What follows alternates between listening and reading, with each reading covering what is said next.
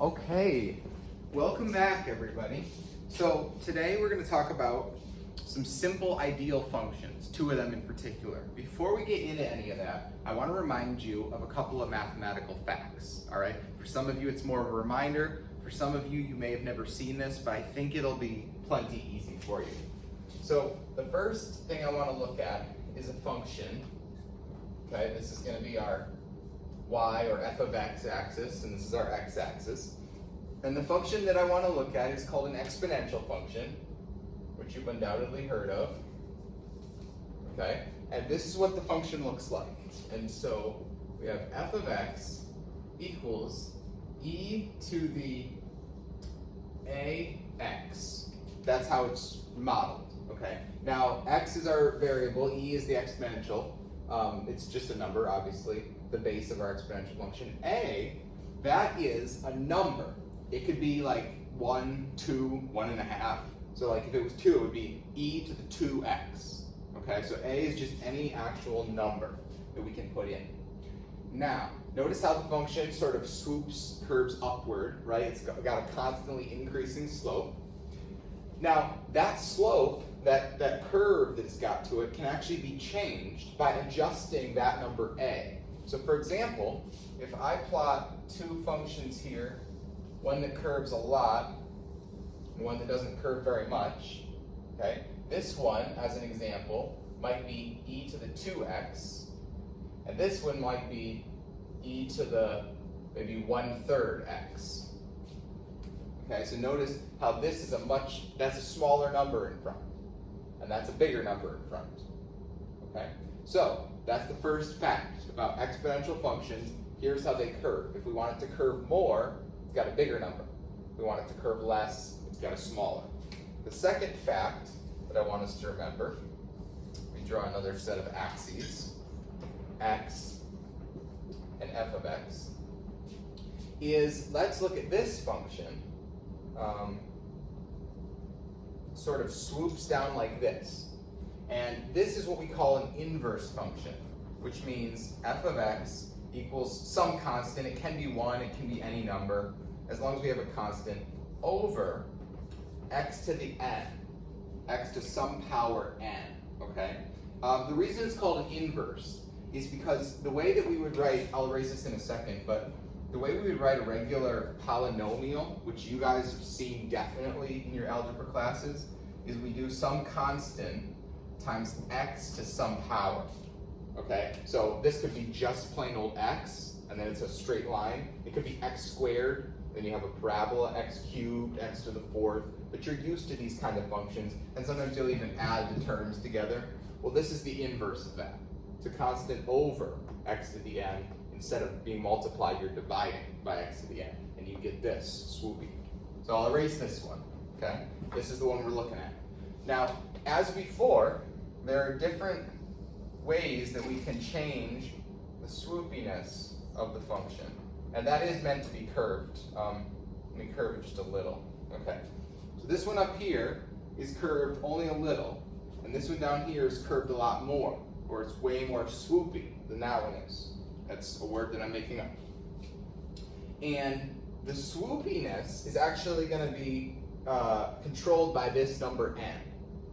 And if I have a function that is more swoopy, then n is greater. So for instance, this could be 1 over x squared, the more swoopy one. And this could be like 1 over x to the, how about I do 1 over x to the 1/3. We use the same example number. Okay? So notice that n here, it doesn't have to be an integer. It can be anything, like it could be 1.1. So here it's a third, 0.333, and it's a small number, and so it's not very swooped. Here it's a large number, 2, and so it's more swooped. And again, so if we compared a non-integer to an integer, like x to the 1.1 would be a little bit more swooped than x to the 1, just plain old 1 over x. So that's going to be important. If we have a number that's just a little bit bigger for n, the curve is going to be a little bit steeper. Okay, so that's the mathematical side. Let's get into today's lecture. And the first of the two simple ideal cycles that I want to look at is the Carnot cycle. And then let me also draw up some nice big coordinate axes so that we can keep track of what's happening with the function. So this is pressure, specific volume, and that's temperature and entropy, the two plots that we'll use to look at the process paths of what's happening. So the Carnot cycle we've seen before, but I don't think we've talked about the actual processes of what's going on. So process 1 to 2 is isothermal heat addition.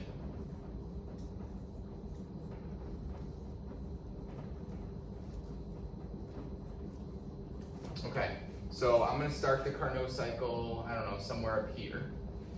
And we'll also start up here for this one, and we'll label this state 1. And now we go from state 1 to state 2. So isothermal, the easiest one to plot is going to be this, because isothermal means constant temperature. This is the temperature axis. So any value of constant is just going to be straight across. In other words, that temperature is not varied like this. It's just going straight across.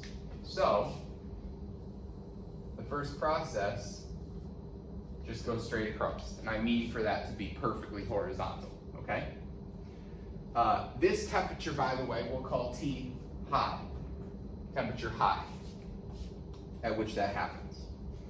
Now, on the PV diagram, how does that look? It's not going to be a straight line, because this is pressure and specific volume. It has nothing to do with temperature. But actually, we have two ways of remembering what that line looks like.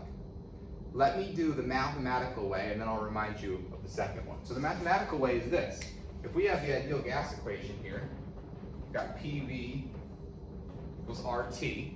Let's try and solve that for P, or like the Y to our Y versus X plot. P is RT divided by V.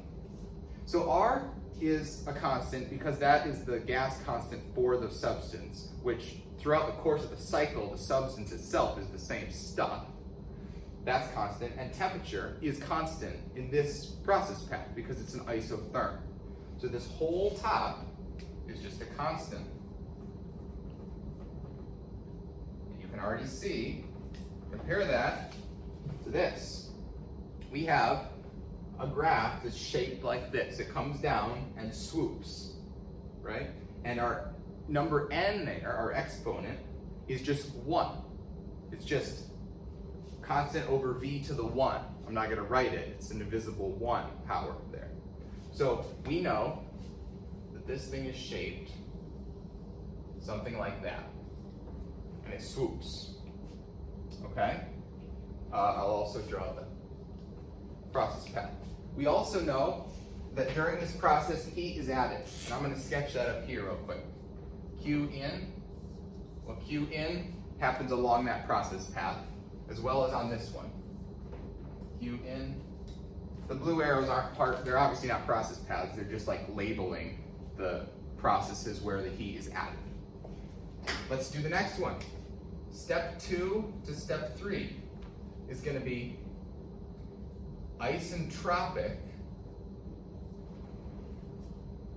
expansion. All right, so expansion, that means that the volume is going to increase. Now it did in the last step too, okay, but the expansion happened, but it wasn't what we were focusing on. Now we're focusing on it. It's a little weird, but we're here, and expansion is that way, more volume. So we're going to be moving this way. We know that. We also know it's isentropic, so what we can do right away is plot it here. Entropy is along this axis. These are the values. So we pick a specific entropy value, and isentropic means it doesn't deviate, right? Throughout the course of the process, it doesn't change. It's a straight line. Okay? This is state 3. Now, oh, and I forgot before, the shape of this curve we were going to look at, well, it's an isotherm. And remember, we saw that the isotherms look like this. If I draw one going through here,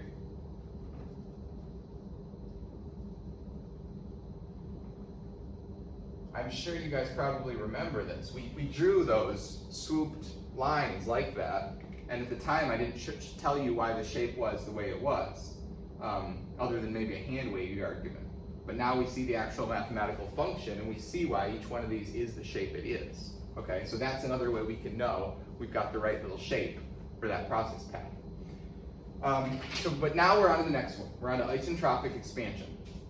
So it's easy over there, straight line isentropic. Over here, what actually happens is it's very much like the isothermal, but instead of a constant over v to the first power, we have a constant over, this is still little v, I'm just trying to draw it big so you can see, over Cp over Cv is the power, okay? Constant over v raised to the Cp over Cv.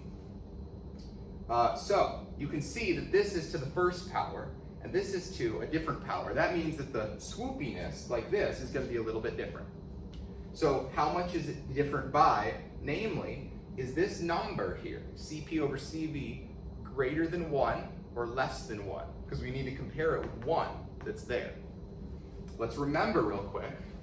I'll do this out here. This is our memory bubble for things we're supposed to have remembered. Cp minus Cv equals our gas constant R. This side of the equation is never negative. That means that Cp is greater than Cv. Because when I subtract Cv off, I still end up with a positive number. So Cp is bigger. That means if I take Cp over Cv, I get a number here that's bigger than 1. Okay? Bigger than 1 means more swooped. So here's what the shape of this looks like. You see that? It's the same swooping curve, but I've distinctly made it more swooped. Okay? So that's down here to state 3. Also notice what I'm doing here. This one I was along an isotherm, the green isotherms. This one I'm jumping isotherms. I'm changing the temperature. That's what we're showing here on this graph. We're going from T high down to a temperature T low at the bottom there, okay? Way down here, this whole time, dropping temperature. That's what this curve shows too. We're dropping through those isotherms and skipping to another one of them, okay? By the way, the name for this is polytropic, which we've talked about once before, and this is actually a case where it comes up, okay? Where it's constant over V to some special power other than 1. It's called a polytropic process. Okay, we can finish this up quick here. 3 to 4, we have an isothermal heat rejection or removal. This is where the heat is taken out of the system by the surroundings. It naturally leaves the system, okay? The heat rejection step. Again, isothermal, so we know that down here, we're just at a constant temperature. And then again, isothermal for here means we're along an isotherm. They were that same shaped curve. So we're gonna come back like this, okay? Now I've got a little bit of green in mind to get that out, okay? So we're back along that isotherm. And then the final step for returning to 1 to complete the cycle is isentropic compression. Compression meaning that the volume is going to go down, so we're going to decrease from this volume down to this volume. And we're going to do that same curve back up like that, okay? And if I put arrows on here, isentropic, again, the straight line. I hope you by now understand what's going on. We got a straight line over here because this is entropy, and it's straight up and down. Okay. Oh, and then right here, the compression step. This actually gains us heat as well. No, I'm sorry, it doesn't. It doesn't. I'm thinking of the next cycle. This step, heat rejection, I wanted to label. This is Q out on both of them, okay? So we can have the heats labeled. What else do we need to talk about? I think that's good. let's talk about what makes the Carnot cycle special one more time. Now that you've seen the steps, we already know it's like a standard, like the gold standard by which to compare all other cycles. Like they can never quite measure up to the Carnot cycle, how amazing it is. Well, here's what makes it so amazing. It's kind of a double-edged sword because it's amazing, but that also means it's totally theoretical, right? This is an idealized cycle. You can't really get close to building this in real life. Nobody's ever built a Carnot cycle. It's just a math idea. And there's two problems with that. Number one, this heat addition step, it means that you need to have an infinitely large reservoir, heat reservoir, for the system to get heat from. What we're saying is that we want the heat to be able to flow into the system and then back out of the system, so in and out, without changing the temperature of the surroundings. That means that the surroundings have to be so big that their temperature can basically stay constant even if they give a little bit up here and there, because the amount they're giving up is so insignificant compared to how big it is. And in reality, it has to be infinite for that actually to be true. So that's first step. The second thing to realize is that these two steps are isentropic. Isentropic meaning the entropy is totally reversible and no entropy is generated or irreversible. The imperfect parts, none of that takes place.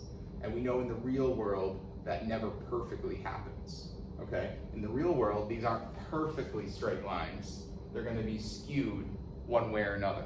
And we've seen that in the Brayton cycle that we've already studied. Okay, so it's a theoretical type of thing. Real quick, we want the work net from the Carnot. The work net out of the Carnot, well, we know that it's the area enclosed by this curve, but you look at that and you go, that's scary. What kind of shape is that for me to find the area of? And you can do it with calculus, I've done it. But actually, if we remember, that graph tells us the heat, right? The area enclosed there is the total heat exchanged, which for a cycle is equal to the work. Heat and work are the same. So the area here is the same as the area here. Maybe I've drawn it a little bit wrong, but in actuality, if I were to graph this on a computer, same area. So what that means is that I can just take the area of this rectangle, which is delta T, the change of temperatures, times delta S, right? Delta T is like the height of the rectangle, and delta S is like the width. Finally, the Carnot efficiency, which we've talked about many, many times by now, 1 minus T low over T high. Okay, and it's the best efficiency that any of the cycles ever get that we're going to talk about. The last note here is that this is the power cycle. We're getting work out of it. If we reverse this, we can. It's going to be the refrigeration cycle if it runs backwards, and it's called the reverse Carnot cycle. Okay, keep this in mind. We're about to get to this.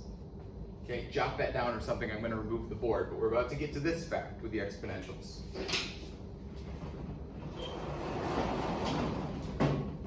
Let's do our second cycle here. The ideal work cycle. And I'll try and draw two nice big axes again.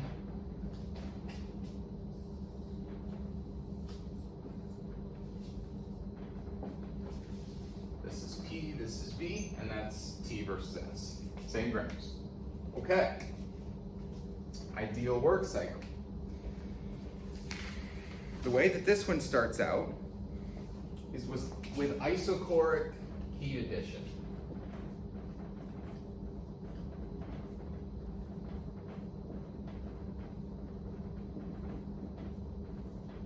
Okay, so that means, this is state 1 down here, and then I'll label this state 1.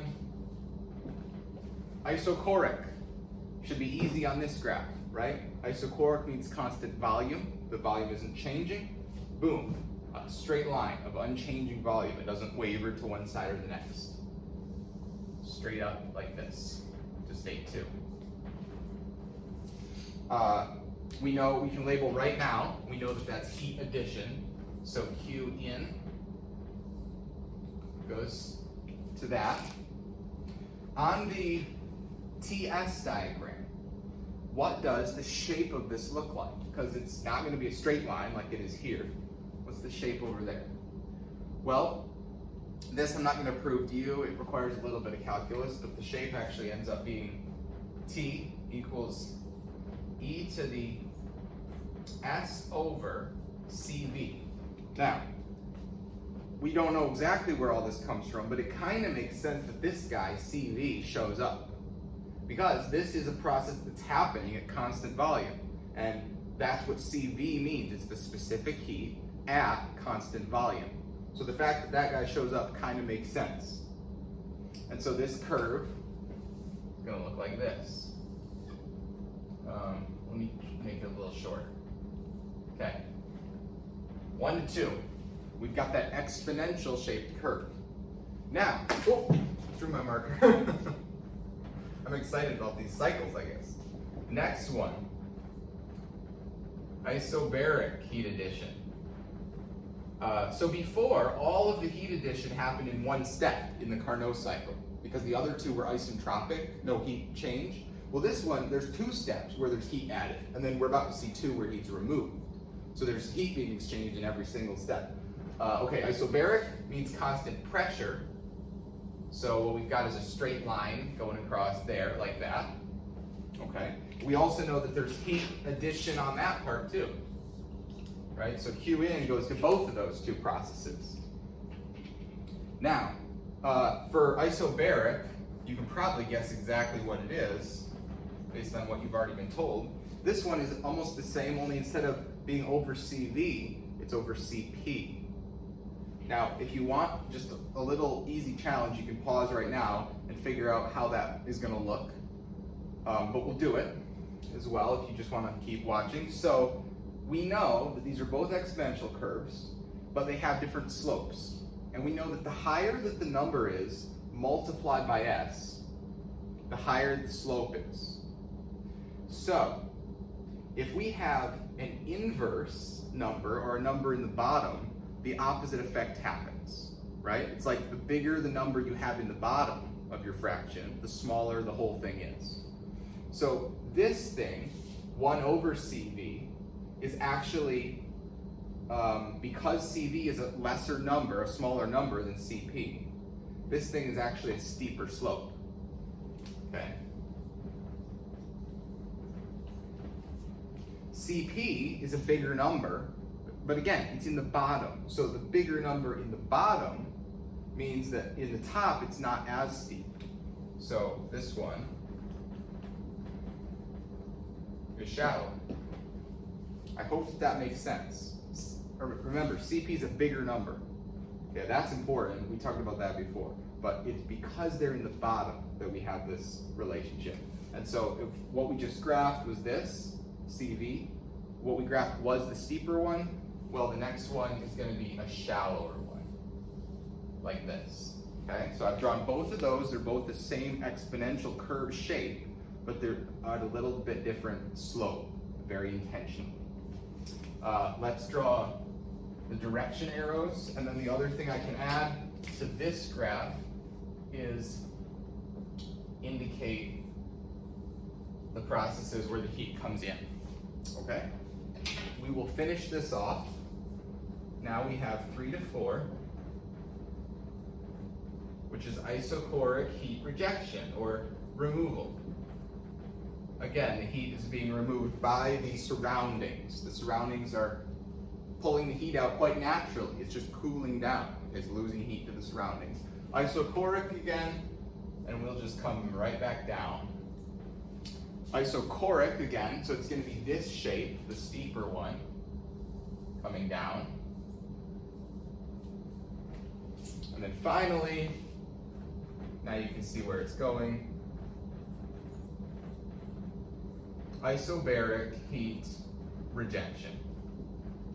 Getting the last of that heat out as we come back at a constant pressure down here, and then again, the same exponential curve, but shallower. All right, I'll label here and here. There's heat removed. Same with this one. Both of these processes have heat removed. Let's see. What else is there to discuss about this? Okay, a couple notes. During process, and I realized I didn't label the numbers 3 and 4. There's really a lot on these graphs if you think about it. Okay, during this process, 2 to 3, that was when the heat was added to the system, and there was no work done on the gas during that step. It was only heat added. So this, and then by the same argument back along the bottom. Where the work was done was 1 to 2, where the pressure spiked. And then that was the work done by the system, and then of course this was work done on the system. Okay, so that's just something to note. Another thing to note would be how much work is done here. So we need the work net from the ideal work. I'll just IW for this cycle. And now, boom, we've got a nice shape for PV. So we want the area of that curve. It's just going to be delta P, delta V. The efficiency I will give to you. It's not very hard to derive, but I'm not going to take the time to derive it.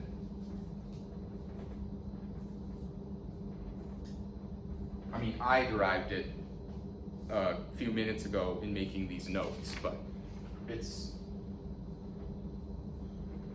a little bit of something here. So it's delta V plus CV over R times V1 delta P. Okay. See that bottom there is something else. In case you can't read it very clearly, it says CP over R times the pressure. Oh, this is the pressure at state. I think the pressure high. Yeah, this pressure up here. So I should call that what? P2? Okay. Plus CV over R times V1. That's right here. The specific volume of state 1 times delta P, or the change between P1 and P2. All right. Notice that this one has R in the formula. Don't get confused. R for this class is going to be the specific gas constant. That's how we've used it all through. So if I meant the universal one, I would do RU. This is the gas constant that's specific to this particular substance. Okay.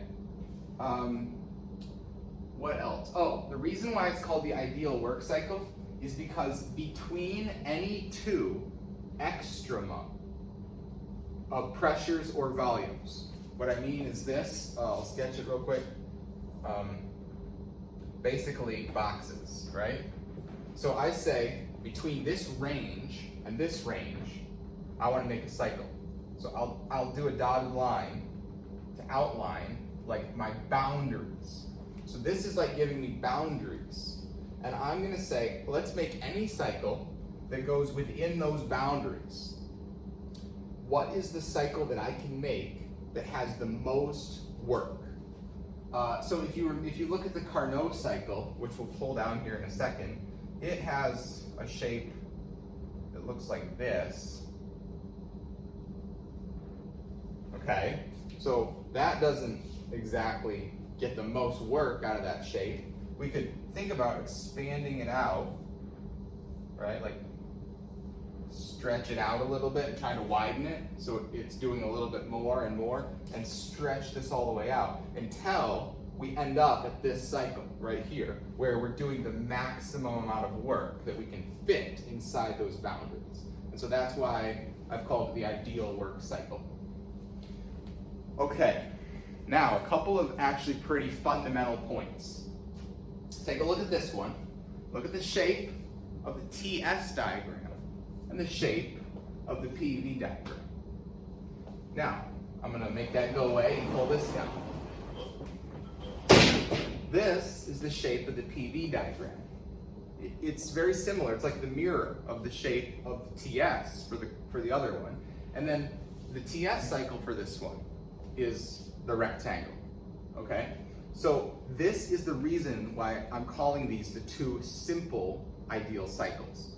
The simple has to do with their shape, okay? The shape of one or the other is a rectangle. No other cycles are a rectangle. These are it. One of them, the ideal work, is a rectangle here, and the Carnot is a rectangle here. And so they're in some sense the simplest shapes that you can possibly have to work with and to think about modeling and stuff. So it just gets a little more confusing from here with the shapes that those cycles make. And that's why these are simple. All right, guys, I'll talk to you again soon.